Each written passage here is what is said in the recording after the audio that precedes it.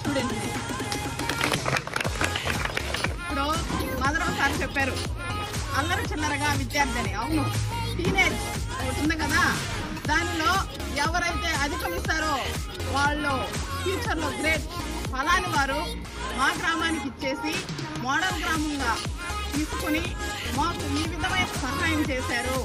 అది శానిటేషన్ పరంగానా, ఇంకా మొక్కల నాటకం పరంగానా మీ సేవలు మాకు అందించవాలని కోరుతూ, అనుభవాలు ముఖ్యమమ్మా, ఆవేశం మనకి మంచిది కాదు, కలిసి ఉండడం ముఖ్యం, సలహాలు వద్దు.